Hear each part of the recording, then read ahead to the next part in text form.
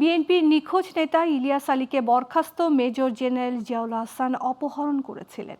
দুপুরে ট্রাইব্যুনাল 1-এ আওয়ামী শাসনামলে শতাধিক ব্যক্তিকে গুম করে হত্যার ঘটনায় করা মানবতা বিরোধী এক অপরাধ মামলায় জিয়াউল আহসানের বিরুদ্ধে এ সাক্ষ্য দেন সেনা সদস্য ইমরুল কায়েস।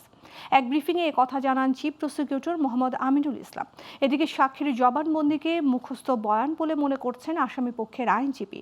বিস্তারিত সোহান তাসিনের প্রতিবেদনে। রোববার আওয়ামী লীগ শাসনামলে শতাধিক খুন ও গুমের আসামি বরখাস্ত মেজর জেনারেল জিয়াউল আহসানের মামলায় পঞ্চম সাক্ষী হিসেবে আন্তর্জাতিক অপরাধ ট্রাইব্যুনালে সাক্ষ্য দেন ইমরুল কায়েস। এ সময় কাঠগড়ায় উপস্থিত ছিলেন আসামি জিয়াউল আহসান।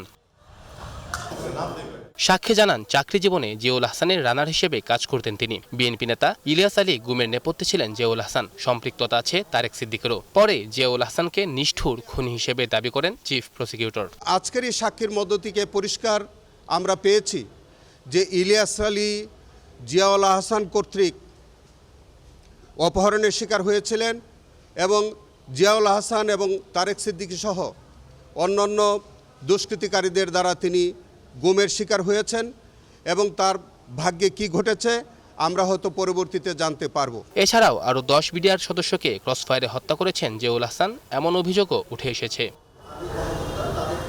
এদিকে সাক্ষী ইমরুল কায়েসের সাক্ষ্য গ্রহণকে মুখস্থ ও বানোয়াট মন্তব্য করেন আসামি পক্ষের আইনজীবী। আমরা সাক্ষী জেরাতে ওনার কাছ থেকে বের করে নিয়ে আসব, উনি কি ছিলেন সেটা বের করে নিয়ে আসব। উনি যে কথাগুলো বলেছেন এই কথাগুলো মুখস্থ কথা।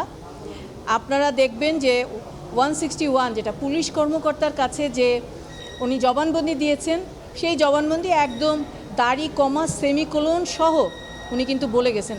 অত্যন্ত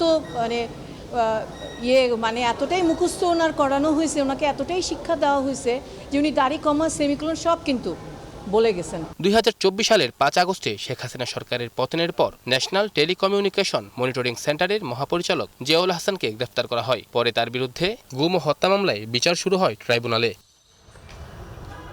সোহান তাসিন, গ্লোবাল টেলিভিশন, ঢাকা।